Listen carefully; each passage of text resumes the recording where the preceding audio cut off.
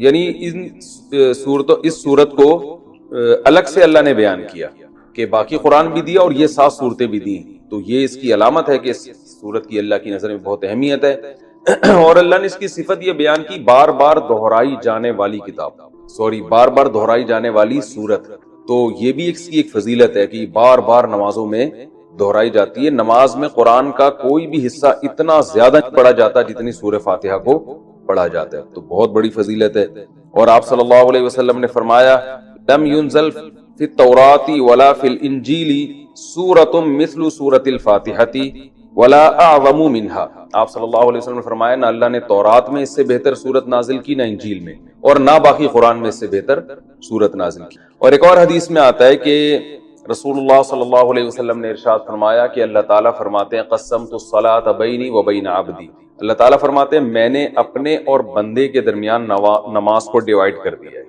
تو یہاں نماز سے مراد فاتحہ ہے، یعنی اس کی اتنی اہمیت ہے کہ اللہ نے فاتحہ کو نماز سے تعبیر کیا ہے۔ فرمایا کہ جب کوئی بندہ نماز میں کھڑا ہو کر کہتا ہے الحمدللہ رب العالمین، تو اللہ تعالیٰ فرماتے ہیں حمیدنی عبدی، میرے بندے نے میری حمد و ثنا کی، یعنی فرشتوں سے فخر سے کہتے ہیں۔ اور جب وہ کہتا ہے کہ الرحمن الرحیم، بڑا مہربان نہایت رحم کرنے والا، تو اللہ فرشتوں سے کہتے ہیں اثنا علی عبدی، میرا بندہ زبان سے میری تعریف کر رہا ہے۔ اور جب وہ کہتا ہے مالک یوم الدین، تو اللہ تعالیٰ فرشتوں سے کہتے ہیں مجدنی عبدی، دیکھو میرا بندہ میری بزرگی بیان کر رہا ہے۔ اور جب انسان، یہ تو وہ ہے جو اللہ یعنی اللہ کا حصہ ہے، یعنی حدیث میں آتا ہے نا میں نے نماز کو اپنے اور بندے کے درمیان ڈیوائیڈ کیا، تو کچھ حصہ میرا ہے اور کچھ بندے کا ہے، تو یہ والا تو میرا ہو گیا، یہ میری تعریفیں کر رہا ہے یہ۔ اور فرمایا کہ جب یہ کہتا ہے ایاک نعبد و ایاک نستعین، اے اللہ ہم تیری عبادت کرتے ہیں، تجھ سے مدد طلب کرتے ہیں، تو اللہ تعالیٰ فرماتے ہیں ھذا بینی و بین عبدی، کہ میرے اور بندے کے درمیان ایگریمنٹ ہے کہ یہ توحید پر قائم رہے گا۔ اور اب اس نے جب ایگریمنٹ کر لیا اور میری تعریفیں بھی کر دی، تو اب ولی عبدی ما سأل، اس کا حصہ کیا ہے کہ اب جو یہ مانگے گا اس کو ملے گا۔ تو اب یہ مانگے گا کیا، اللہ تعالیٰ ہم پہ چھوڑ دیتے، ہم الٹی سیدھی مانگنا شروع کر دیتے، تو اس لیے اللہ نے فرمایا کہ بڑی چیز مانگو خود، کیونکہ اللہ کی رحمت جوش میں ہے اور اللہ کو پتہ ہے کہ میں دعا قبول کروں گا، تو اس لیے اللہ نے اچھی دعا مانگنے کا ہمیں حکم دیا جو اہم تھی۔ اور حکم کیا دیا، اہدنا الصراط المستقیم، کہ اللہ تو ہمیں سیدھے راستے پر چلا، صراط الذین انعمت علیہم غیر المغضوب علیہم ولا الضالین۔ تو یہ اس طرح سے اللہ تعالیٰ نے فاتحہ کو 2 حصوں میں ڈیوائیڈ کیا ہے حدیث کے مطابق۔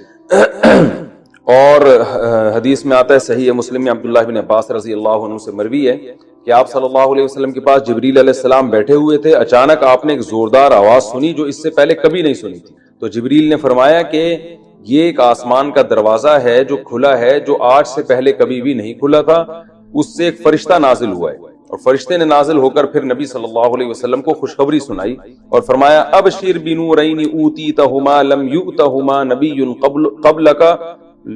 قبلک فاتحۃ الکتاب و خواتیم سورۃ البقرہ۔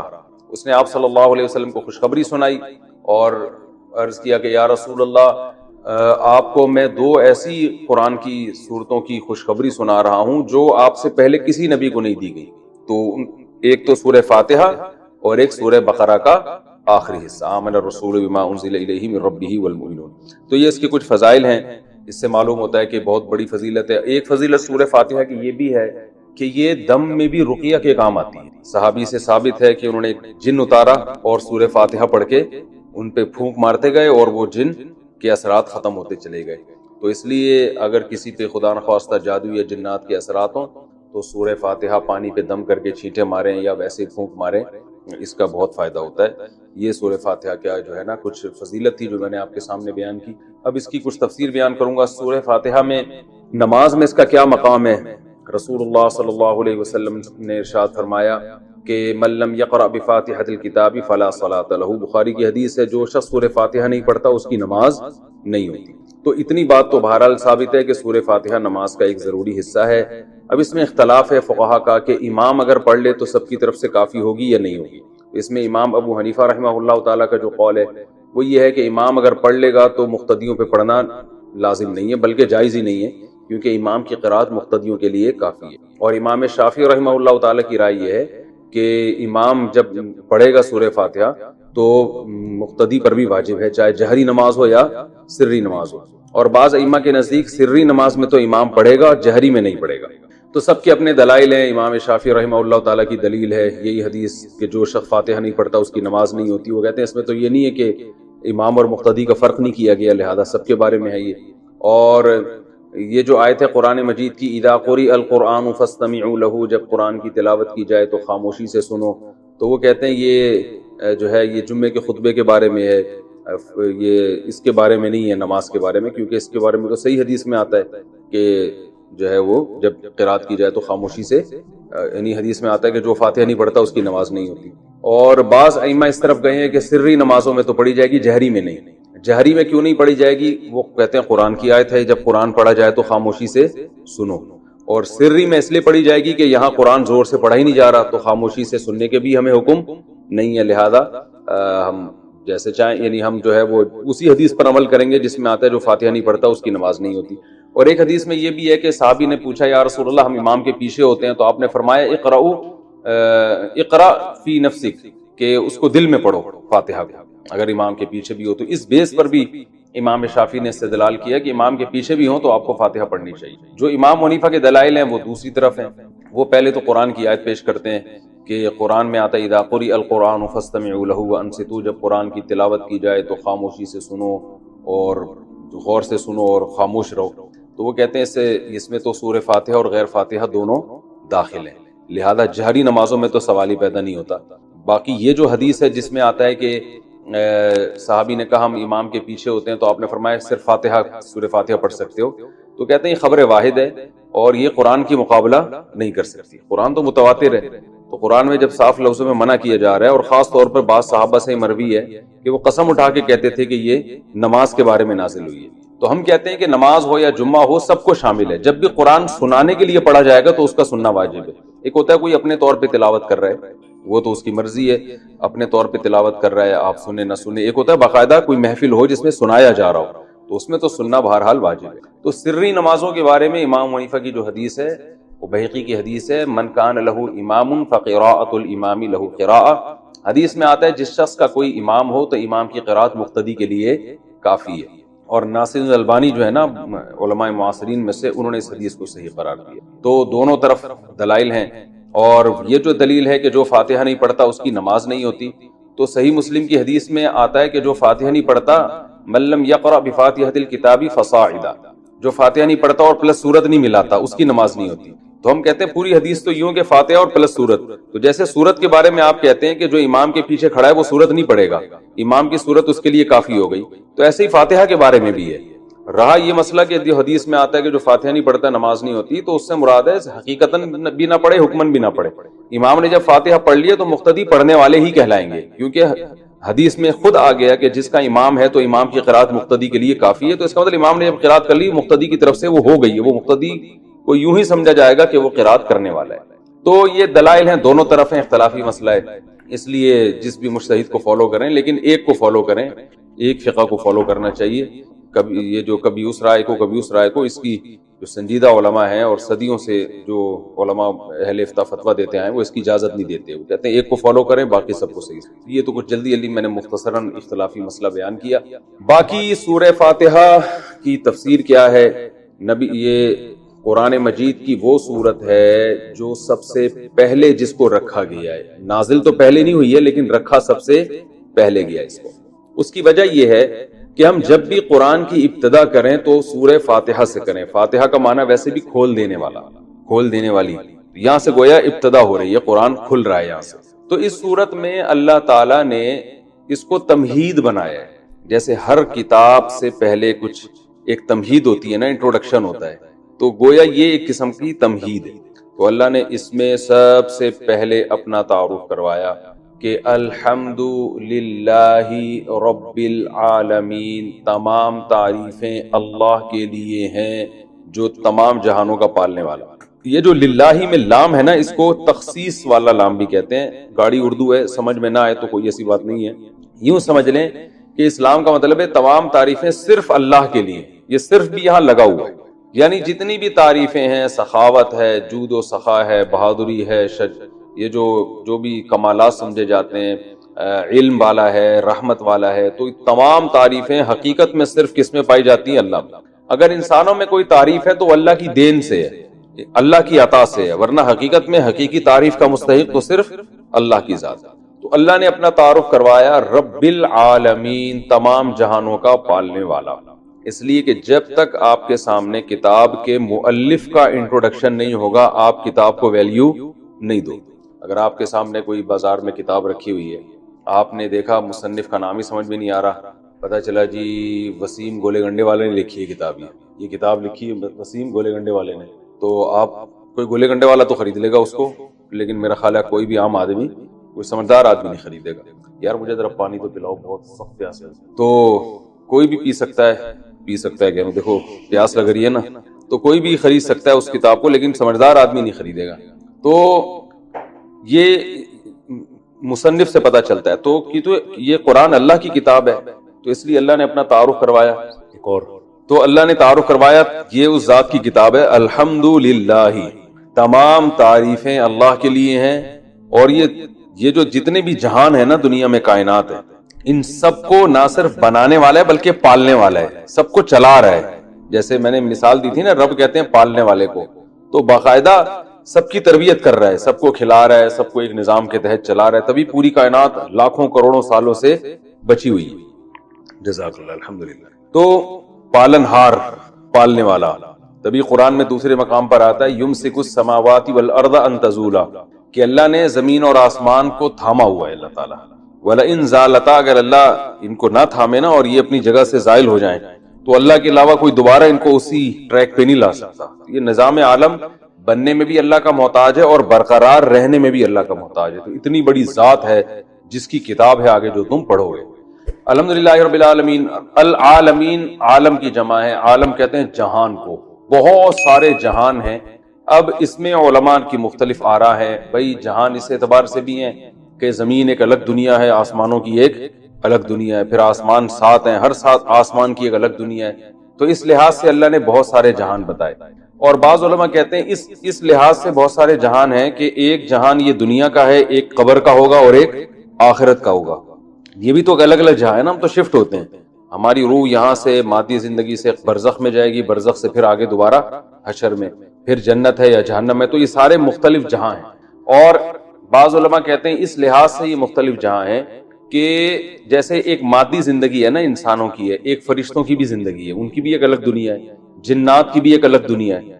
تو جنات کیوں ٹریس نہیں ہوتے، کیوں نظر نہیں آتے؟ اس لیے کہ وہ مادی چیز نہیں ہے، وہ ایک الگ ہی مخلوق ہے جو ہم اس کو دیکھ نہیں سکتے، آگ سے بنی ہوئی مخلوق ہے۔ اور یہ جو فرشتے ہیں یہ روشنی سے بنی ہوئی مخلوق ہے، تو یہ بالکل ایک الگ جہاں ہے۔ تو اس لیے انسان کی جو ریسرچ ہے نا، جو مادی ذرائع ہیں تحقیق کے، اس میں یہ آتا ہی نہیں ہے۔ تو یہ الگ الگ جہان اللہ نے بنائے ہیں، فرشتوں کی الگ ہو سکتا ہے، یہاں بہت سارے فرشتوں میں نظر نہیں آ رہے، یہاں ہزاروں جنات تو ہمیں نظر، اور شکر ہے کہ نظر نہیں آ رہے، کیونکہ ہمیں نظر آئیں تو پھر جنات کو ہم نظر نہیں آئیں گے، ہم یہاں سے شارٹ ہو جائیں گے، ٹھیک ہے نا۔ تو ہوتے ہیں جنات بھی گھوم رہے ہوتے ہیں دائیں بائیں، اور مجھے تو کئی دفعہ آپ کے بارے میں وہم ہوا۔ خیر، اچھا، تو یہ بھی ایک الگ جہان ہے جنات کا۔ تو ایسے یعنی جس لحاظ سے بھی جتنے بھی جہان ہیں سب کو اکیلا پالنے والا کون ہے؟ اللہ ہے۔ تو اللہ بتا رہے ہیں یہ تو ایک جہاں نہیں، اور بھی بہت سارے جہاں ہیں، ایک الگ دنیا ہے، کہکشاؤں کی ایک الگ دنیا ہے۔ تو رب العالمین الرحمن الرحیم، تو ابھی اللہ کا انٹروڈکشن چل رہا ہے، تو اللہ نے فرمایا کہ اس کی بہت ساری صفات ہیں، لیکن اس کی جو سب سے اہم ترین صفت ہے، بڑا مہربان اور نہایت رحم کرنے والا، اس کی وہ جس کو میں نے الرحمن رحیم کے لفظ میں بہت ڈیٹیل سے میں بیان کر چکا ہوں کہ اللہ کی رحمت اللہ کے غصے پر غالب ہے، اور اللہ اصل میں تو رحم ہی کرتا ہے، سزا جب دیتا ہے کہ جب کوئی اس کی نافرمانی کرے، اور اس میں بھی بہت سارے آپشن اس نے معافی کے رکھے ہوئے۔ تو ایک بادشاہ ہوتا ہے نا، کچھ ظالم ہوتے ہیں، کچھ رحم دل ہوتے ہیں، تو رحم دل معاف زیادہ کرتے ہیں اور اپنے رعایا کو نوازتے زیادہ ہیں اور سزا کم دیتے ہیں، لیکن ظالم جو ہیں وہ لوگ ان سے ڈرتے رہتے ہیں۔ تو اللہ تعالیٰ جو ہے رحم دل ذات ہے، لہذا وہ اپنے بندوں پر عطائیں زیادہ کرتا ہے اور ان کو سزا بھی دیتا ہے، مگر اتنی نہیں جتنی وہ مستحق ہیں، بہت سے گناہ معاف ہو جاتے ہیں۔ اور رحمان الرحیم آگے فرمایا کہ مالک یوم الدین، روز جزا کا مالک۔ دیکھیں مالک تو اللہ اس جہاں کا بھی ہے، اس جہاں کا بھی ہے، لیکن روز جزا کا مالک اس لیے اللہ نے بیان کیا کہ اس دنیا میں عارضی طور پر انسانوں کی بھی حکومت ہوتی ہے، لہذا انسان ایک دوسرے پہ ظلم کرتے ہیں اور اللہ یہ ظلم ہونے دیتا ہے، کیونکہ اللہ نے اختیارات دے دیے ہیں کہ تم چاہو تو سیدھے راستے پہ چلو، تم چاہو تو غلط راستے پہ چلو. اس قسم کے اختیارات اللہ نے ہمیں دے دیے. تو آخرت میں یہ اختیارات نہیں ہوں گے، اور آخرت میں ملکیت صرف اور صرف اللہ کی ہوگی. تو لہذا جو عقل مند لوگ ہیں وہ آخرت کو سامنے رکھ کر زندگی گزارتے ہیں. وہ کہتے ہیں اگر آج ہم نے اپنے اختیارات کا غلط اور ناجائز فائدہ اٹھایا تو کل ہمیں یہ بھگتنا پڑے گا، کیونکہ یہ اختیار ہم سے سلب ہو جائے گا، ہم سے چھین لیا جائے گا. تو اس لیے اللہ نے بتایا کہ مسلمان کا عقیدہ کیا ہے کہ اللہ دنیا کا بھی مالک ہے اور آخرت کا تو تن تنہا مالک ہوگا. اس میں تو عارضی طور پر بھی لوگوں کو اختیارات نہیں ہوں گے. تو یہ آخرت کا عقیدہ بہت ضروری ہے. اس کے بغیر اسلام پہ نہ کوئی چل سکتا ہے، نہ وہ مسلمان کہلا سکتا ہے. تو مالک یوم الدین کے بعد اللہ نے ہم سے ایگریمنٹ کروایا ایاک نعبد و ایاک نستعین، کیونکہ آگے اسلام پر چلنا اسی پر موقوف ہے. جب تک آپ ایک اللہ کی عبادت کے قائل نہیں، اسلام کہتا ہے آپ کی کوئی نیکی قبول ہے ہی نہیں. تو ہم سے یہ ایگریمنٹ کروایا گیا ایاک نعبد، اے اللہ ہم تیری ہی عبادت کرتے ہیں، و ایاک نستعین، اور صرف تجھی سے مدد طلب کرتے ہیں. عبادت کو سمجھنے کی بہت شدید ضرورت ہے. عبادت کہتے کس ہیں؟ دیکھیں ہر چیز کے نا ایک لغوی معنی ہوا کرتے ہیں ڈکشنری میں، اور ایک ٹرم ہوتی ہے اصطلاح. تو عبادت قرآن و حدیث میں کبھی تو ایک جو ڈکشنری میں جو معنی ہوتے ہیں نا اس کے معنی میں استعمال ہوا، کبھی ایک اصطلاحی معنی میں. اصطلاح اور لغت میں کیا فرق ہے میں آسان زبان میں سمجھاتا ہوں. جیسے ہم کہتے ہیں کہ بھائی عربی میں لفظ ہے صلوات یا صلات. صلات عربی میں اصل میں دعا کو کہتے ہیں صلات. جیسے بلکہ اور آسان پرے عربی میں انگلش میں کسے کہتے ہیں؟ دعا کو. لیکن پرے نماز کو بھی کہتے ہیں نا، he is going to perform pray کہتے ہیں نا.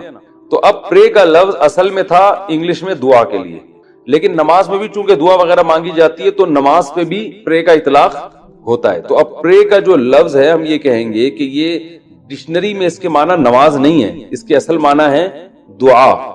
لیکن یہ ایک ٹرم ہے جو ایک مخصوص عبادت ہے، اس کو بھی پرے کہا جاتا ہے. مخصوص عبادت ہے نا جو نماز کی شکل میں ہوتی ہے، اس کو بھی ہم کیا کہتے ہیں؟ پرے کہتے ہیں. عربی میں صلات، صلات کا عربی میں دو معنی آتے ہیں. میں صرف ایک ہی معنی اس وقت بتاؤں گا جو لغوی معنی ہے دعا.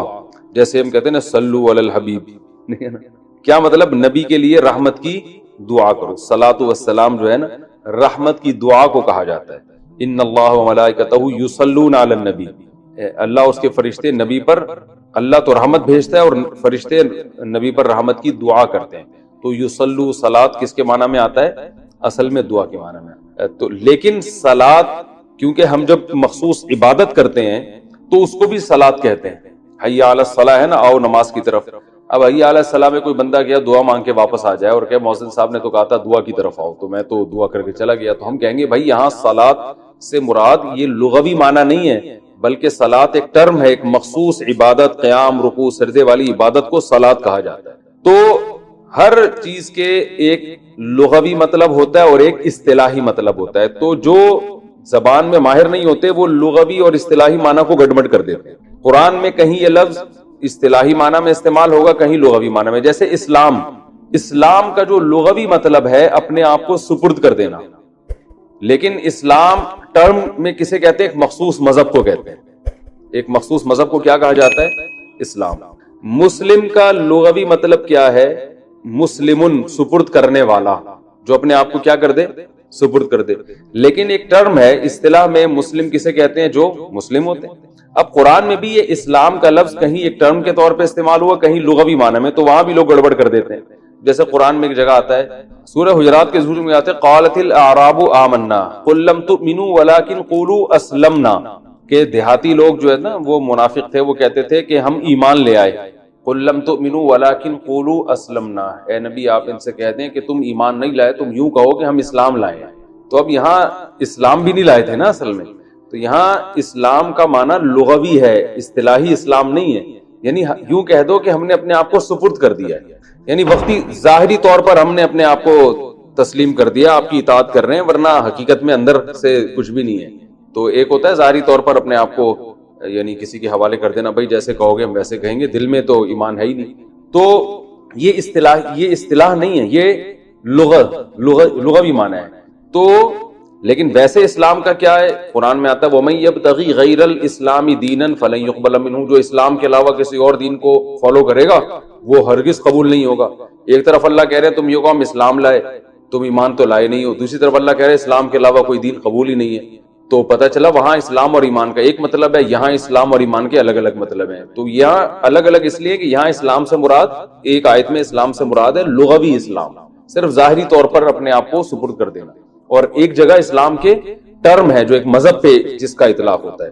تو یہ لغوی اور اصطلاحی معنی میں فرق نہ ہونے کی وجہ سے نا بہت لوگ قرآن میں بھی کنفیوز ہوتے ہیں, اور کہاں کی, اور یہ آج کل جو تحریفیں ہو رہی ہیں نا قرآن کی آیتوں میں, وہ اسی طرح سے ہو رہی ہیں کہ ایک لغت کا معنی تھا کچھ اور اصطلاح میں کچھ اور, تو وہ اصطلاحی معنی ادھر لگا دیا, وہ والا ادھر, تو ایسے گڑبڑ کر دیتے ہیں. تو ایسے ہی خوب اچھی طرح سمجھ لیں کہ عبادت کے بھی ایک لغوی معنی ہے اور ایک اصطلاحی معنی ہے, اور قرآن و سنت میں کہیں عبادت لغوی معنی میں استعمال ہوا یہ لفظ, کہیں اصطلاحی معنی. تو عبادت لغت میں کہتے ہیں غلامی. غلامی کسی کی بھی آپ غلامی اختیار کریں گے تو آپ اس کی عبادت کرنے والے کہلائیں گے. یعنی عبادت سے مراد جس کو لغت میں ڈکشنری میں عبادت کہتے ہیں غلامی, تبھی عربی میں عبد کہتے ہیں غلام کو. آتا نا بنی عبد فلان, فلاں کا غلام تھا, پہلے غلام ہوا کرتے تھے تو عبد کہتے تھے غلام کو. حالانکہ عبادت جو ٹرم ہے اس معنی میں تو کسی کا غلام بننا جائز ہے ہی نہیں, وہ تو شرک ہو جائے گا. لیکن ایک جو ٹرم کے علاوہ جو لغوی معنی میں عبادت ہے وہ کسی کی بھی آپ غلامی اختیار کر سکتے ہیں. تو عبادت کے جو لغوی معنی ہیں وہ ہیں کسی کی غلامی اختیار کرنا. اور عبادت کے اصطلاحی معنی کیا ہیں؟ تو عبادت کی جو اصطلاحی تعریف ہے وہ پہلے عربی میں بتا دیتا ہوں, آپ بے شک اردو میں یاد کر لیے گا. العبادت عبارت عن الاعتقاد بان للمعبود سلطة غیبیة يقدر بها على النفع والضرر بدون سبب فكل دعاء وثناء وتعظيم ينشأ من هذا الاعتقاد فهي عبادة. مشکل ہے, اردو میں سمجھاتا ہوں کہ آپ جب کسی کے بارے میں یہ کانسیپٹ ہو, آپ کا یہ عقیدہ ہو کہ فلاں ذات, چاہے وہ کوئی بھی ہو, فلاں ذات کو یہ قدرت اور طاقت حاصل ہے کہ وہ مجھے جب چاہے فائدہ اور جب چاہے نقصان پہنچا سکتا ہے, اور فائدہ اور نقصان پہنچانے کے لیے وہ کسی ریزن کا, سبب کا محتاج نہیں, لاجک نہیں چاہیے اس کو کوئی. کسی کے پاس بھی ایسی قدرت ہے تو جس کے بارے میں یہ نظریہ ہوگا کہ جس کو یہ قدرت حاصل ہے تو اس کی زبان سے یا اپنے باڈی سے اس عقیدے کے ساتھ جو تعظیم ہوگی, یہ والی تعظیم عبادت کہلائے گی. سمجھ رہے ہیں؟ مثال کے طور پر آپ اپنے ابا کے سامنے دو زانوں بیٹھے ہوئے ہیں تمیز سے, یہ تعظیم ہے نا ابو کی. جیسے ہم نماز میں بیٹھتے ہیں نا ایسے احتیاط کی شکل میں آپ اپنے والد محترم کے سامنے ایسے تمیز سے بیٹھے ہوئے ہیں, جو کہ آج کل بیٹھنا لوگوں نے چھوڑ دیا ہے, لیکن آپ اتفاق سے تمیز سے بیٹھے ہوئے ہیں. اور آپ کا اپنے ابا کے بارے میں یہ خیال نہیں ہے کہ یہ جب چاہیں جیسے چاہیں مجھے فائدہ یا نقصان پہنچا سکتے ہیں, ظاہر ہے نہیں ہوتا. تو یہ تعظیم عبادت نہیں کہلائی, وہ جو اصطلاحی عبادت ہے جس کی وجہ سے شرک اور کفر کے فتوے لگتے ہیں. لیکن یہی ہم جب نماز میں اللہ کے سامنے ایسے ہی احتیاط میں ادب سے بیٹھتے ہیں تو یہی ہمارا عمل کیا کہلاتا ہے؟ عبادت, کہ ہم اللہ کی کیا کر رہے ہیں؟ عبادت. پھر جب زبان سے بھی ہم تعظیم کرتے ہیں, ہم زبان سے کہتے ہیں, جب دو زانوں بیٹھ کے ہم کیا کہتے ہیں؟ التحیات للہ والصلوات والطیبات کہتے ہیں نا. اب یہ زبان سے اللہ کی جو ہم تعریفیں کر رہے ہیں, یہی تعریفیں اگر ہم ابا کی زبان سے کرنا شروع کر دیں, ابا آپ بہت زبردست ہیں, ابا آپ بہت پیارے ہیں, ابا آپ نے بہت خدمت کی ہے, یعنی ہم لوگوں کا بڑا خیال رکھا ہے, تو یہ بھی تو تعریف ہے نا. لیکن یہ تعریف عبادت نہیں کہلائے گی. اس لیے نہیں کہلائے گی کہ یہ اس جذبے کے ساتھ نہیں ہے, اس میں اس طرح کی تعظیم نہیں ہے کہ آپ یہ سمجھ رہے ہو کہ یہ مجھے نفع اور نقصان پر قدرت سبب کے بغیر بھی رکھتے ہیں. یعنی نفع اور نقصان پر قدرت تو رکھتے ہیں, لیکن اتنی قدرت جتنی اسباب کے تحت ہو, کچھ کرنے میں کچھ کسی سبب کے محتاج ہیں یہ. اب ہندو جب بدھ کے سامنے جھکتا ہے نا, تو وہ یہ سوچ کے جھکتا ہے, چاہے وہ تھوڑی سی گردن بھی جھکائے, اس کا یہ خیال ہوتا ہے کہ یہ بت میرا فلاں کام بنا دے گا, حالانکہ کام بنانے کے اسباب اختیار نہیں کرے گا. اس کو خدا نے, بھگوان نے کچھ ایسی طاقتیں دی ہیں کہ یہ اب ان طاقتوں کے ہوتے ہوئے کسی سبب کا محتاج نہیں ہے. یہ اولاد دے دے گا یا میری روزی بڑھا دے گا. حالانکہ جب آپ جو ہے وہ کسی سے کچھ مانگتے ہو تو وہ چل کے جائے, پولیس والوں سے بات کرے, پھر ان کو سمجھائے کہ بھائی اس کا جو ہے وہ اس کے قیدی جیل میں ان کو چھوڑ دو, یا اس کا کاروبار نہیں چل رہا تو اس کو حکومت سے کہے اس کا ٹیکس کم کر دو.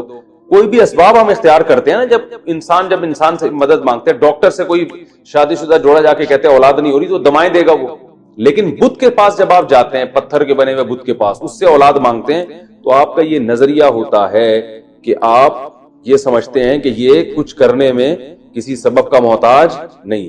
تو اس جذبے سے جب کسی کو پکارا جائے، کلو دعاء و ثناء، اس جذبے سے جب کسی کو مدد کے لیے پکاریں گے آپ، تو یہ مدد کے لیے پکارنا بھی عبادت۔ اس جذبے کے ساتھ جب آپ کسی کی زبان سے تعریف کریں گے، ثنا، تو یہ ثنا بھی عبادت کہلائے گی۔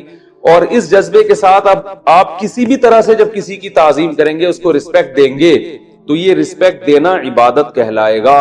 اسلام میں یہ عمل اللہ کے علاوہ کسی اور کے ساتھ جائز نہیں۔ سمجھ میں آ رہی ہے بات؟ تو یہ اصطلاح میں عبادت کا یہ مفہوم ہے۔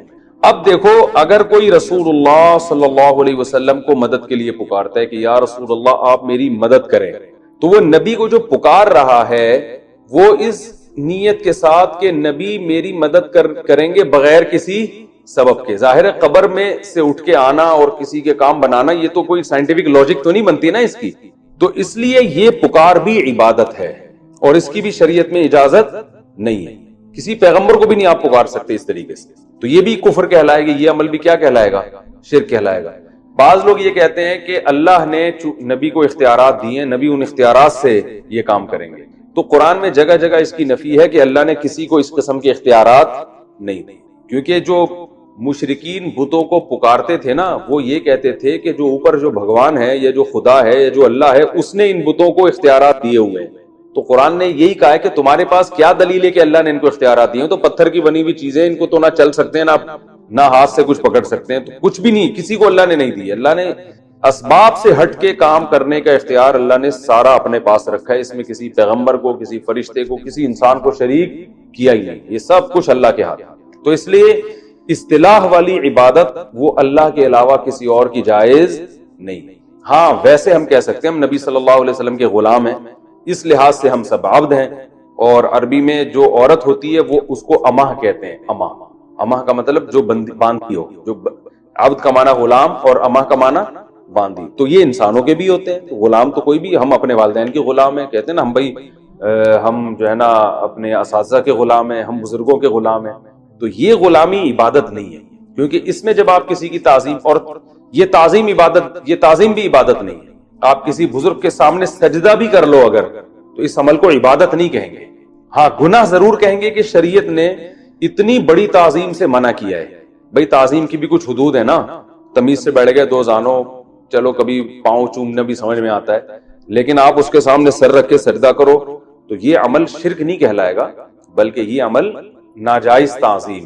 شرک اس لیے نہیں کہلائے گا کہ آپ کا یہ عقیدہ تھوڑی ہے کہ آپ کی بگڑی بنا سکتا ہے، تو آپ جب اس کی تعظیم کر رہے ہو تو یہ تعظیم عبادت نہیں کہلائے گی، بس تعظیم برائے تعظیم کہلائے گی۔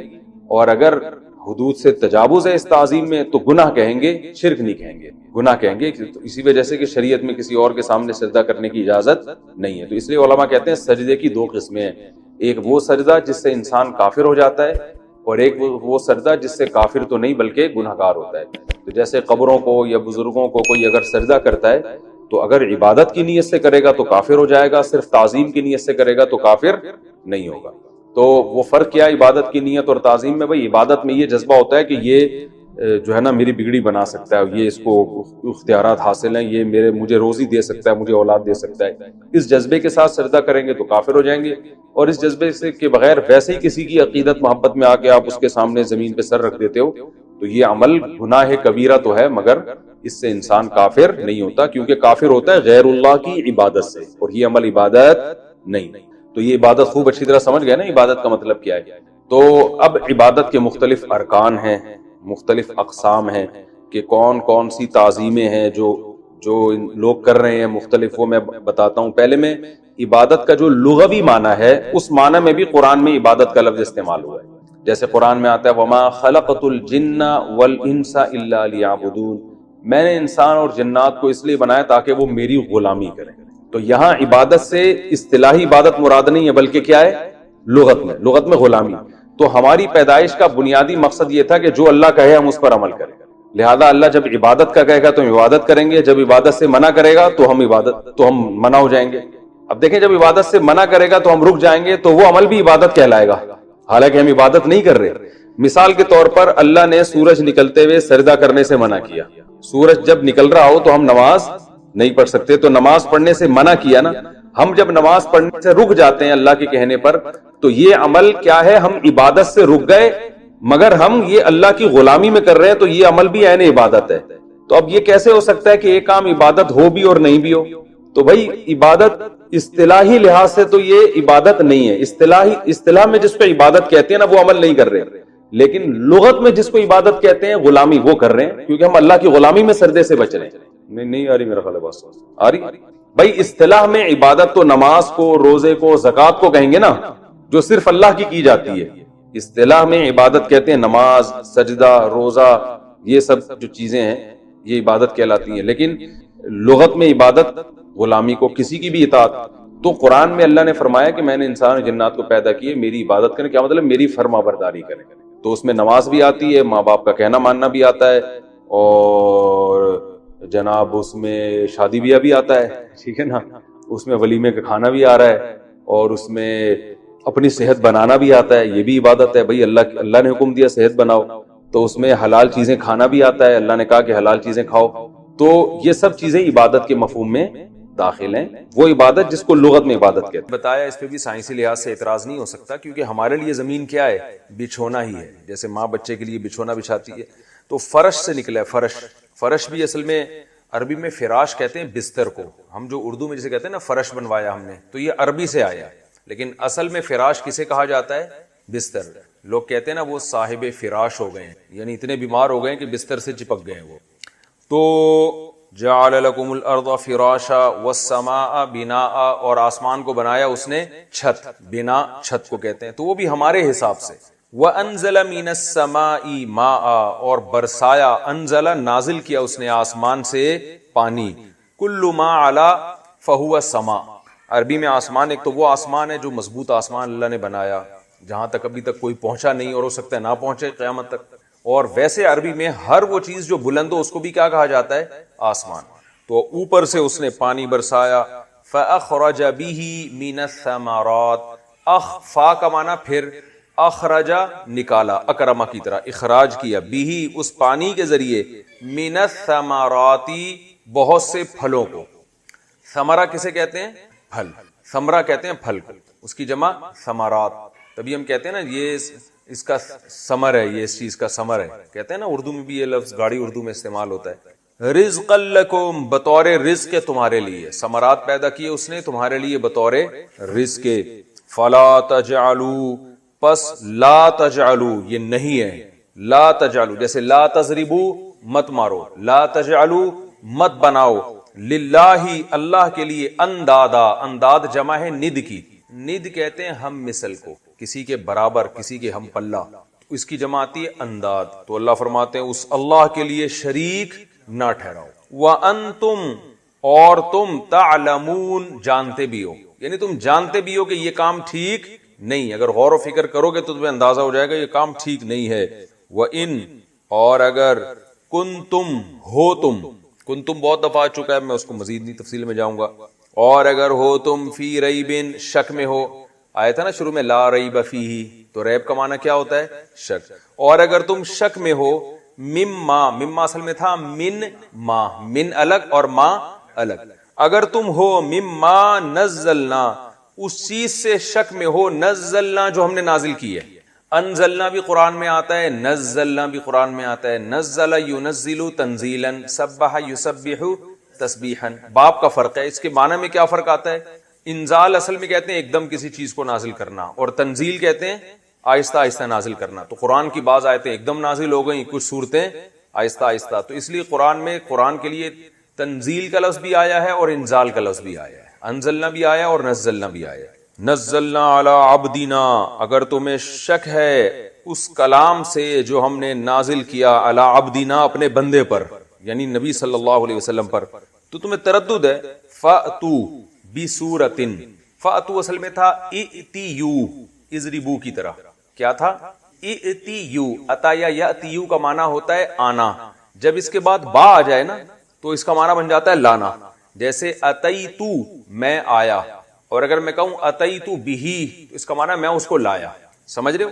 تو فَأْتُو تو اصل میں تھا ایتیو، تو فا جب آ گیا تو الف سائلنٹ ہو گیا تو کیا بن گیا فَأْتِیُّ، پھر اس کو پڑھتے ہیں فَأْتُو، لے آؤ بِسُورَةٍ کوئی ایک سورت، مِن مِثْلِهِ اس جیسی، جو اس جیسی میں سے ہو، یعنی قرآن جیسی ایک سورت لے آؤ تم بھی، وَادْعُوا شُهَدَاءَكُمْ اور بلا لو شہداءکم اپنے مددگاروں کو بھی جو حاضر ہوں تمہارے ساتھ، اصل میں شہید کہتے ہیں حاضر کو، شہید یشہد شہادتن، تو یہاں مراد کیا ہے جو تمہارے ساتھ اور بھی ہوں حاضر، یعنی مددگار ہی ہوں گے نا جو تمہارے ساتھ اس کام میں شریک ہوں گے، تو بلا لو اپنے شہداء کو بھی، یعنی اپنے ساتھ شریک لوگوں کو بھی، یعنی اپنے مددگاروں کو بھی، من دون اللہ جو اللہ کے علاوہ تمہارے مددگار ہوں، ان کنتم صادقین، ان کا معنی اگر، کنتم کا معنی ہو تم، صادقین کا معنی سچے، اگر تم سچے ہو تو ایک صورت بنا لو اس جیسی اور اپنے ساتھ اور بھی بہت سے لوگوں کو لے آؤ، بڑے بڑے فصیح و بلیغ شعراء کو لے آؤ۔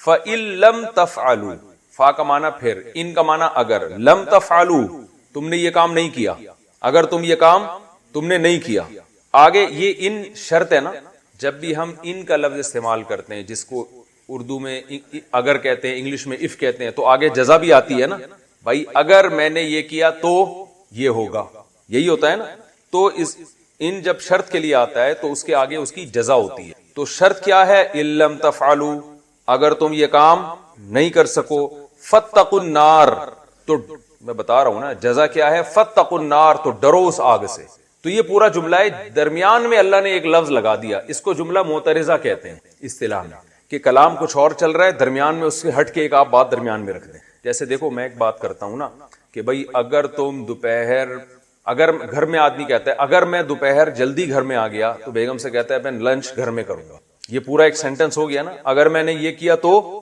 یہ ہوگا، تو یہ پورا ایک جملہ ہے، فَإِن لَمْ تَفْعَلُوا اگر تم یہ کام نہ کر سکو، قرآن جیسا قرآن نہ بنا سکو، فَاتَّقُوا النَّارَ تو پھر آگ سے ڈرو، پھر کس سے ڈرو، آگ سے ڈرو، درمیان میں اللہ نے ایک جملہ رکھ دیا، یہ چونکہ یہ اصطلاح بہت استعمال ہوگی، اس کو کہتے ہیں جملہ معترضہ، جس کا پہلے اور بعد والے جملے سے براہ راست تعلق نہیں ہوتا، ایک الگ بات ہوتی ہے، انسان درمیان میں لگا دیتا ہے، وہ اس میں کوئی حکمت ہوتی ہے۔ اس کی مثال ایسے جیسے میں کہہ رہا ہوں گھر والوں سے، میں کہہ رہا ہوں بھائی اگر میں دوپہر جلدی گھر میں آ گیا، ویسے میں آؤں گا نہیں تو میں لنچ گھر میں ہی کروں گا، درمیان میں نے کہہ دیا نا جملہ، یا بھائی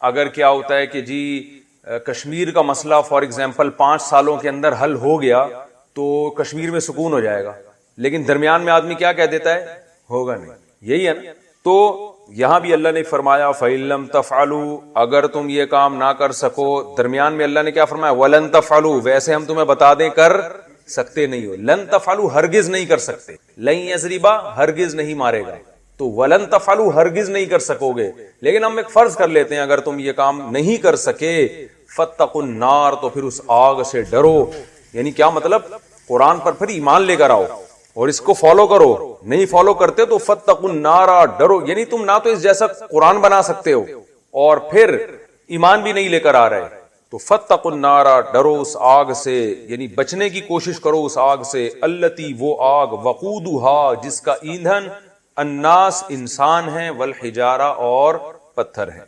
اعدت للکافرین جو تیار کی گئی ہے انکار کرنے والوں کے لیے، اعدت اصل میں تھا اعدیدت، ازربت سوری اکرمت، اکرم یکرم، اعدد یعدد، اس کا معنی ہوتا ہے تیار کرنا، قرآن میں آتا ہے نا اعدوا لهم ما استطعتم من قوہ، اعدوا اعددوا تھا اصل میں، جتنی قوت تم اسلام دشمنوں کے خلاف اختیار کر سکتے ہو کرو، یعنی اپنی فوجی طاقت کو بڑھاؤ، اپنے ملک کے ڈیفنس کو بڑھاؤ، تو اللہ نے فرمایا اعددت تو پڑھا جاتا ہے اعدت، اس کو تیار کیا گیا ہے للکافرین، کس کے لیے، کافروں کے لیے، اس آگ سے ڈرو تم، وبشر اور خوشخبری دے دیں آپ، بشر سبح یسبح، اس کا امر کیا آتا ہے، سبح، امر بنانے کا طریقہ بار بار بتا سکوں نا، یسبح کے حرف عطین کو انہی شروع میں یا کو ہٹا دیں تو سبح بن جائے گا، وبشر الذین آمنوا اور خوشخبری سنا دیں ان لوگوں کو جو ایمان لائے، وعاملوا الصالحات اور نیک اعمال کیے انہوں نے، صرف ایمان کافی نہیں ہے،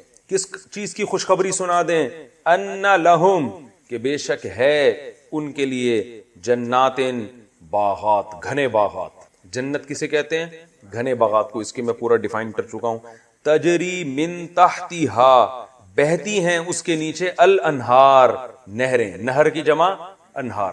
نہر عربی میں دریا کو کہتے ہیں, یاد رکھیں. ہم اردو میں نہر کہتے ہیں دریا سے جو چھوٹی چھوٹی نہریں نکالی جاتی ہیں اس کو نہر کہتے ہیں اردو میں, لیکن عربی میں نہر پورے دریا کو کہا جاتا ہے. تو دریا بہتے ہیں ان کے نیچے. کلما جب بھی, کلما جب بھی, رزقو رزق دیے جائیں گے وہ لوگ, زوریبو کی طرح, پیسو وائس ہے نا, زوریبو مارے گئے وہ, تو رزقو ان کو رزق دیا جائے گا, منہا اس جنت میں سے, من ثمرتن کسی بھی پھل میں سے, رزقن بطور رزق کے, بطور رزق کے جب بھی اس جنت میں سے کوئی پھل ان کو دیا جائے گا, قالو تو وہ کہیں گے ھذا الذی, ھذا کب بولا جاتا ہے, ہاتھ سے اشارے کے وقت نا, بالکل سامنے کوئی چیز ہو, ھذا الذی یہ تو وہی ہے, رزقنا جو ہم کو بطور رزق دیا گیا تھا, ضربنا کی طرح پیسو وائس, من قبل پہلے بھی, یعنی دنیا میں بھی ہمیں یہ رزق, یہ تو وہی چیزیں ہمیں دی جا رہی ہیں. کیوں یہ کہیں گے, اللہ فرماتے ہیں وَأُتُوا بِهِ, یہ جملہ معترضہ آ گیا نا, وَأُتُوا بِهِ, اتو اصل میں تھا اتیو, اتیو ضربو کی طرح, آتا یا یاتیو آنا, اور آتا یا یاتیو بشیء لانا, کسی چیز کو لانا, تو اتیو بِهِ لایا جانا, ٹھیک ہے نا. تو اتیو کو پڑھا جاتا ہے اتو, وَأُتُوا بِهِ, اور وہ چیز ان کو دی جائے گی, جو بھی جنت کا پھل ہے نا وہ ان کو دی جائے گی, متشابہا, اس طور پر کہ وہ متشابہ ہوگی. متشابہ کا معنی مشابہ, یعنی سیم اسی شکل کی ہوگی جیسی دنیا میں ہوتی. اس لیے وہ یہ بات کہیں گے کہ یار یہ تو وہی آم ہے, وہ تو یہ وہی خربوزہ ہے, یہ تو وہی تربوز ہے. وَلَهُمْ فِيهَا, اور ہوگا ان کے لیے, فیہا اس جنت میں, ازواجن زوج کی جمع, زوج عربی میں شوہر کو بھی کہتے ہیں بیوی کو بھی کہتے ہیں. دیکھیں زوج اصل میں جوڑے کو کہتے ہیں نا, پیئر کو. زوج کسے کہتے ہیں, جو بھی پیئر, تو عورت کے مقابلے میں مرد ہے, مرد کے مقابلے میں عورت.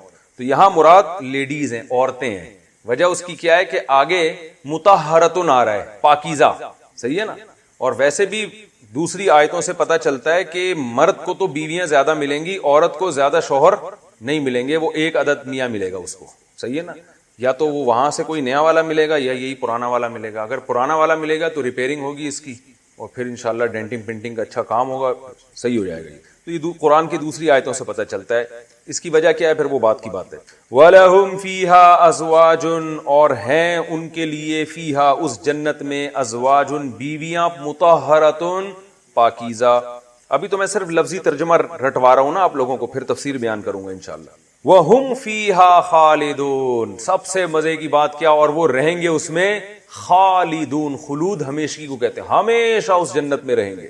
ان اللہ, بے شک اللہ تعالی, لا یستحیی, حیا محسوس نہیں کرتا, عار محسوس نہیں کرتا. حیا, یستحیی حیا سے نکلا ہے, استحیاء استخراج کی طرح.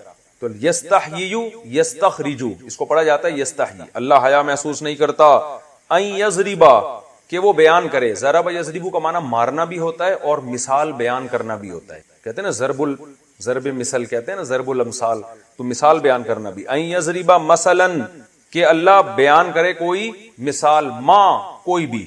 ماں کا لفظ عربی میں اتنے سارے معنی میں آتا ہے کہ ماں کا لفظ کبھی کبھار اس لیے بھی آتا ہے کسی چیز میں عموم پیدا کرنے کے, کہ یضربا مثلا ما, کہ اللہ حیا نہیں کرتا اس بات سے کہ وہ بیان کرے مثال, مثلا کوئی مثال, ما کوئی بھی مثال بیان کرنے سے اللہ حیا نہیں کرتا, بشرطے کہ وہ موقع کی مثال ہو. بعوزتن, مچھر کیوں نہ ہو, بعوزہ عربی میں مچھر کو کہتے ہیں. فما, پس ما وہ چیز, فوقہا جو مچھر سے بھی اوپر کی ہو, یعنی اللہ حیا نہیں کرتا مثال بیان کرنے سے, کوئی بھی مثال ہو چاہے مچھر کی ہو. فما فوقہا, یا پھر فا کا معنی پھر اس سے اونچی چیز ہو. تفسیر میں انشاءاللہ اس کی کو ڈیفائن کروں گا, اس سے بھی اوپر کی چیز ہو, اللہ بیان کرنے سے حیا نہیں کرتا. فَأَمَّا الَّذِينَ آمَنُوا, بہرحال, اما کا معنی بہرحال, وہ لوگ جو ایمان لائے ہیں, فَيَعْلَمُونَ, وہ جانتے ہیں, أَنَّهُ الْحَقُّ, کہ یہ مثال برحق ہے, مِن رَبِّهِمْ, اپنے ان کے رب کی طرف سے. وَأَمَّا الَّذِينَ كَفَرُوا, اور بہرحال وہ لوگ جو کافر ہیں, جن کی طبیعت میں ہے ہی ضد اور عناد, وہ کیا کہتے ہیں, فَيَقُولُونَ, وہ یہ کہتے ہیں, مَاذَا, ماں کا معنی کیا ہے, را کا معنی یہ کیا ہے, ایسے کو ہاتھ سے, را اور ہادہ ایک ہی ہے نا, ہادا میں پھر بھی تھوڑی سی ایک عزت دے دی جاتی ہے، ذا کا معنی تو بالکل ہی ذا. یہ کیا ہے؟ میرے ہاتھ آ رہا ہے ویڈیو میں؟ ہاں تو وہ نظر تو آئے نا، پتہ چلا میں ادھر ہی اشارے کر رہا ہوں اور میں سمجھ رہا ہوں باڈی لینگویج سے میں لوگوں کو سمجھا رہا ہوں. شکر ہے. فیقولون، وہ کہتے ہیں ماذا، کیا ہے یہ، اراد اللہ، ارادہ کیا ہے اللہ نے. ارادہ اصل میں تھا ارودا، اکرما کی طرح ارادے سے نکلا ہے. ماذا اراد اللہ، یہ کیا اللہ نے ارادہ کیا ہے، بہذا، اس مثال کے ذریعے، بہذا اس چیز کے ذریعے، مثلاً بطور مثال کے. یعنی جو کافر کہتے ہیں یہ کیا اللہ تعالیٰ سمجھانا چاہ رہا ہے مچھر مکھی کی مثالیں دے کے، کیا ہے اتنا بڑا بادشاہ اور مثالیں کس کی دے رہا ہے؟ کوئی مریخ کی مثالیں دے، ساتویں آسمان کی مثالیں دے، ٹھیک ہے نا، تو یا کیٹو پہاڑ کی، ماؤنٹ ایورسٹ کی مثالیں دے تو سمجھ میں آتا ہے. ماذا، یعنی توہین سے کہتے ہیں یہ کیا اللہ کس چیز کی مثالیں دے رہا ہے. یذل بہ کثیرا، اللہ فرماتے ہیں یذل اصل میں تھا اضلل یذلل، اکرم یکرم کی طرح، تو یذل یذلل سے گمراہ کرتا ہے اللہ، بہ اس مثال کے ذریعے، کثیرن بہت سے لوگوں کو. اللہ خود ان مثالوں کے ذریعے بہت سے لوگوں کو کیا کر دیتا ہے؟ گمراہ کر دیتا ہے. وَيَهْدِي بِهِ، اور بہت سے لوگوں کو، کثیرن بہت سو کو اللہ کیا کر دیتا ہے اس مثال کے ذریعے؟ ہدایت دے دیتا ہے. وَمَا يُضِلُّ بِهِ، اور نہیں گمراہ کرتا، بِهِ اس مثال کے ذریعے اللہ، إِلَّا الْفَاسِقِينَ سوائے ان لوگوں کو جو کیا ہیں؟ فاسق ہیں. فسق کہتے ہیں حدود سے تجاوز، اپنی لمٹ کو کراس کر دینا. اس کو عربی میں کیا کہا جاتا ہے؟ فسق. آپ کی ایک لمٹ ہے نا، آپ اس لمٹ سے کیا نکل جائیں؟ باہر. دیکھو قرآن کی جو ٹرمز ہیں نا وہ نہیں ہے جو فقہا کی ٹرمز ہیں، سمجھ رہے ہو نا. قرآن میں کافر یہ کفر انکار کے معنی میں ہے، جبکہ فقہا کی اصطلاح میں کافر کسے کہا جائے گا؟ جو ایک خاص ٹرم ہے، جو توحید کا منکر، ختم نبوت کا منکر، صحیح ہے نا. تو اسی طرح فقہا کی اصطلاح میں فاسق اسے کہتے ہیں جو کبیرہ گناہ کا مرتکب ہو اور توبہ نہ کرتا ہو. لیکن قرآن کی اصطلاح میں فسق کسے کہا جائے گا؟ لمٹ کو کراس کرنے والا، ٹھیک ہے نا. تو کوئی بھی ہو جو لمٹ کو کراس کرے اسے کیا کہیں گے؟ فاسق. تو یہ آگے بھی تھوڑا سا پڑھ، یہ رکوع مکمل کرتے ہیں. الذین، یہ وہ لوگ ہیں، ینقضون جو توڑ دیتے ہیں، نقض ینقض توڑنا، نقض عہد سنا ہوگا نا یہ لفظ. ینقضون عہد اللہ، اللہ کے عہد کو، من بعد میثاقہ اس کے پختہ ہونے کے بعد، اللہ سے کیے ہوئے ایگریمنٹ کو توڑ دیتے ہیں اس کے مضبوط ہونے کے بعد، یعنی مضبوط ایگریمنٹ کو بھی توڑتے ہیں. وَيَقْطَعُونَ اور کاٹ ڈالتے ہیں، قطع کرنا، یقطعون قطع یقطع، قطع کر دیتے ہیں، ما اس چیز کو، امر اللہ کہ حکم دیا ہے اللہ نے، بھی اس چیز کے بارے میں، ان یوصلا اس بات کا حکم دیا ہے کہ ان یوصلا اس کو جوڑا جائے. وصل کہتے ہیں جڑنے کو، کہتے ہیں نا حضرت کا وصال ہو گیا ہے، کیا مطلب؟ اللہ میاں سے جڑ گئے ہیں، ملاقات ہو گئی ہے. تو وصل یہ شاعری میں بہت لفظ استعمال ہوتا ہے، وصل اور حجر کہتے ہیں نا، ہجر کی رات جس کو ہجر کہتے ہیں یہ لوگ، ویسے لفظ ہے حجر. تو ہجر کی رات اور وصل، محبوب سے ملاقات کو وصل کہا جاتا ہے. اور آپ نے یہ جو کنڈکٹر ہے نا، کنڈکٹر، بعض دھاتیں ایسی ہوتی ہیں جس سے بجلی گزر جاتی ہے، اس کو کیا کہا جاتا ہے؟ کنڈکٹرز کہا جاتا ہے نا. تو اس کو عربی میں موصل کہتے ہیں، موصل یعنی وہ جو بجلی کو یہاں سے وہاں پہنچا دے، ٹھیک ہے نا. تو وصل یوصلو جس کو پڑھا جاتا ہے وصل یصلو، اس کا معنی جوڑنا. تو اللہ فرماتے ہیں یہ توڑتے ہیں اس چیز کو کہ جس کے جوڑنے کا اللہ نے حکم دیا، یعنی رشتہ داری. قرآن میں جب بھی رشتہ داری حدیث میں آتا ہے اس کے لیے یہی لفظ استعمال ہوتا ہے، جس چیز کے جوڑنے کا اللہ نے حکم دیا اس کو توڑتے ہیں، اس سے مراد رشتہ داری ہے. وَيُفْسِدُونَ فِي الْأَرْضِ اور فساد مچاتے ہیں زمین میں. اولئک یہی ہیں لوگ، اللہ اشارہ کر کے کہہ رہے ہیں، ہم الخاسرون یہی ہیں اصل خسارے والے لوگ. کیف تکفرون باللہ کیسے تم انکار کرتے ہو اللہ کا. وکنتم امواتا حالانکہ تھے تم مردہ، میت کی جمع اموات، تم تو کچھ بھی نہیں تھے، مردہ تھے. فاحیاکم اس نے تمہیں زندہ کیا، احیا احیا اکرما کی طرح، اس نے تمہیں پیدا کیا، زندگی دی. ثم پھر اس کے بعد یمیتو، یمیتو تھا اصل میں یکرمو کی طرح، پھر وہ تمہیں موت دیتا ہے، یمیتکم. ثم پھر اس کے بعد یحییکم پھر تمہیں دوبارہ زندگی دے گا.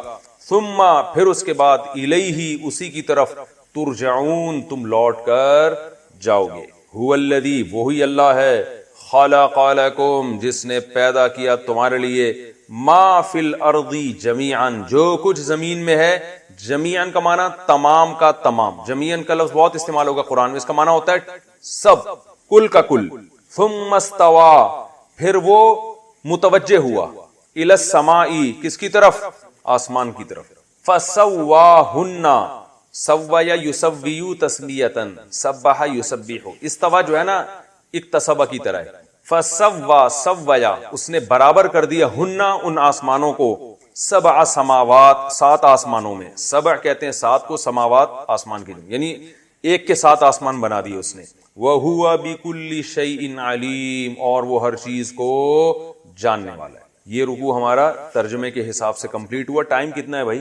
میرے پاس واچ رکھی ہوتی تو مجھے ٹائم پتہ چلتا رہتا تھا، اس سے اندازہ نہیں ہوگا۔ 17 منٹ باقی ہیں۔ دیکھیں ابھی تک جو ہم نے سورہ بقرہ کے پچھلے رکوع میں پڑھا تھا وہ کیا تھا؟ اللہ نے منافقین کی اور جو کافر ہیں ان کی مثالیں دی تھی کہ یہ اندھیروں میں ڈوبتے ہیں، بجلی چمکتی ہے تو چلتے ہیں، یعنی ایسے کنفیوز لائف ہوتی ہے ان کی، ڈرتے بھی ہیں، خوف بھی رہتا ہے ہر وقت، اتنا خوف کے کانوں میں انگلیاں ٹھوس دیتے ہیں۔ تو یہ ان کی قسم پرسی کی حالت اللہ نے بیان کی۔ وہ بیان کرنے کے بعد قرآن اپنے اصل مدعا کی طرف آتا ہے۔ جیسے ہم بھی جب کسی کو نصیحت کرتے ہیں نا تو درمیان میں بہت سارے اعتراضات کے جوابات دیتے دیتے پھر ہم اصل ٹاپک کی طرف آ جاتے ہیں۔ تو یہاں بھی قرآن ان مثالوں کے بعد منافقین کی کیفیات، اہل ایمان کی علامتیں بیان کی کہ غیب پر ایمان رکھتے ہیں، نمازیں قائم کرتے ہیں، وہ تمام کچھ بیان کرنے کے بعد قرآن اپنے اصل دعوے کی طرف آ گیا۔ یا ایھا الناس، اے لوگو۔ میں جب تراویح میں قرآن پڑھتا ہوں نا جب یہ ہم 2 رکوع مکمل کر کے اس آیت پہ پہنچتا ہوں، مزہ بہت آتا ہے کہ وہ قرآن پوری تمہید کے بعد اپنے اصل ٹاپک پر آیا، یا ایھا الناس، اے لوگو، اعبدوا ربکم، اپنے رب کی عبادت کرو۔ یہی اسلام میں اور باقی تمام مذاہب میں اور جو ملحد لوگ ہیں ان میں فرق ہے کہ اسلام آپ کو مکمل غلام بناتا ہے کس کا؟ اللہ کا۔ تو اللہ فرماتے ہیں اعبدوا، عبادت کرو، غلامی کرو۔ عبادت کی پوری تفصیل میں سورہ فاتحہ میں بیان کر چکا ہوں کہ عبادت کو ڈکشنری میں اس کے کیا مطلب ہے، شریعت کی اصطلاح میں اس کا کیا مطلب ہے۔ قرآن میں کہیں عبادت غلامی کے معنی میں آئے گا، کہیں اس ٹرم کے طور پر استعمال ہوگا، صحیح ہے نا۔ جب ڈکشنری میں ہم عبد کا معنی دیکھتے ہیں غلامی، تو وہ کسی کی بھی جائز ہے، ماں باپ کے بھی غلام بن سکتے ہیں، ہم سب نبی صلی اللہ علیہ وسلم کے بھی غلام ہیں، اللہ کے بھی غلام ہیں۔ لیکن جو ٹرم ہے نا عبادت کی، جو میں بتا چکا ہوں، آپ سورہ فاتحہ کے لیکچر میں دیکھنا، اس کی عربی میں تعریف، پھر اردو میں تعریف، وہ صرف اللہ کی جائز ہے، اللہ کے علاوہ کسی اور کی جائز نہیں ہے، سمجھ رہے ہو۔ وہ اگر اللہ کے علاوہ کسی اور کی وہ والی غلامی اختیار کرو گے تو کافر ہو جاؤ گے، مشرک ہو جاؤ گے۔ وہ صرف اللہ کی جائز ہے، تو یہاں وہ والی غلامی مراد ہے جو صرف اللہ کے لیے جائز ہے۔ اس کی تفصیل میں بہت ڈیٹیل سے بیان کر چکا ہوں سورہ فاتحہ میں۔ یا ایھا الناس، اے لوگو، اعبدوا ربکم، غلامی اختیار کرو اپنے رب کی، الذی خلقکم، جس نے تمہیں پیدا کیا۔ باقی غلامی کیسے اختیار ہوگی؟ نماز کے ذریعے، زکوٰۃ کے ذریعے، حج کے ذریعے اور روزوں کے ذریعے، اور جتنے بھی اللہ کے احکام ہیں ان کو پورا کر کے، یعنی مکمل اللہ کو فالو کرو۔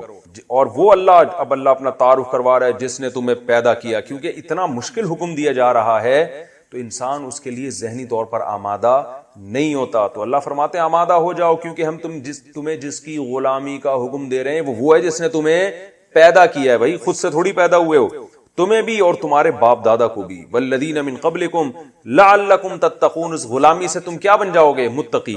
جن متقیوں کے لیے جنت کے وعدے ہیں ان کی فہرست میں داخل ہو جاؤ گے۔ الذی، پھر وہ اللہ ایسا نہیں جس نے پیدا کر کے چھوڑ دیا، کیونکہ اللہ نے اپنی صفت کیا بیان کی؟ رب ہے، پالنے والا نا۔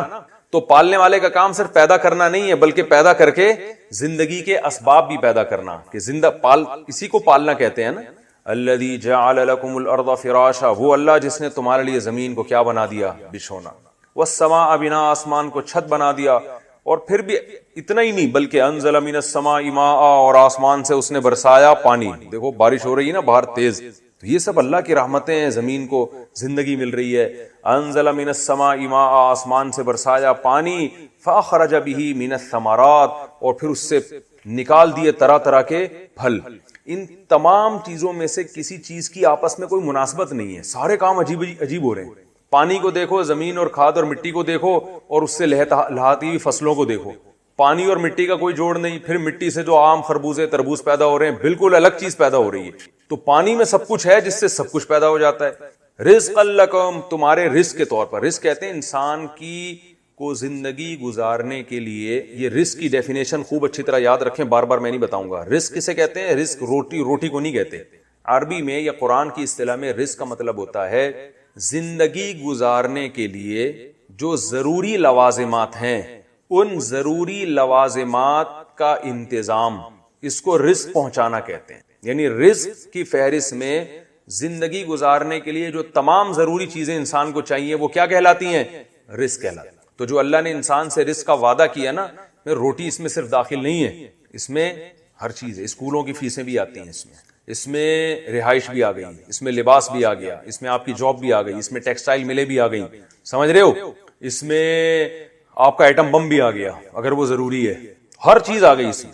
اگر نہیں مل رہی تو آپ کی اپنی کوتاہی ہے، یا یہ کہ وہ آپ کے لیے ضروری ہے ہی نہیں. لوگ کہتے ہیں نا ہمارے بچوں کو سٹی اسکول میں پڑھانے کے لیے پیسے نہیں ہیں، تو اللہ رزق کا وعدہ تو اللہ نے کیا تھا، تو اس کا مطلب بھائی آپ کے بچے کے لیے اسکول پڑھنا ضروری نہیں ہے. یہ تو ہم نے اپنے اوپر مسلط کیا. پڑھائیں، اگر اللہ نے پیسے دیے، نہیں دیے تو آرام سے بیٹھیں گھر میں. یہ ٹماٹر والے کیا کہ جہنم میں تھوڑی جائیں گے، یہ بھی کامیاب لوگ ہوتے ہیں. تو ہم نے خود اپنے ایک دماغ میں ایک معیار متعین کی. تو اللہ فرماتے ہیں آسمان سے پانی برساتا ہے اور طرح طرح کے پھل پیدا کرتا ہے تمہارے رزق کے طور پر. یعنی پھل میں اللہ نے بتا دیا صرف کھانے کے لیے نہیں ہے، اس سے لوگوں کو ملازمتیں بھی ملتی ہیں، سبزی منڈی پوری آباد ہوتی ہے اس سے، پھر ٹیکسٹائل ملوں سے جو کپاس نکلتا ہے وہ اس سے کپڑے بنتے ہیں، بارش کے پانی سے جو کپاس پیدا ہوتی ہے اس سے ٹیکسٹائل ملیں چلتی ہیں نا، ان ملوں میں لوگوں کو جاب ملتی ہے. تو سب رزق کی فہرست میں داخل ہے. فَلَا تَجْعَلُوا لِلَّهِ أَندَادًا، اللہ فرماتے ہیں ایسا رب ہے، پہلا کام یہ کرو اس کے ساتھ کسی دوسرے کو شریک نہ ٹھہراؤ. غیرت آتی ہے اس کو کہ سارے کام تمہارے لیے میں کر رہا ہوں اور مزار کے سامنے جا کے جھک رہے ہو، یا رسول اللہ مدد کے نعرے لگا رہے ہو. عیسائی حضرت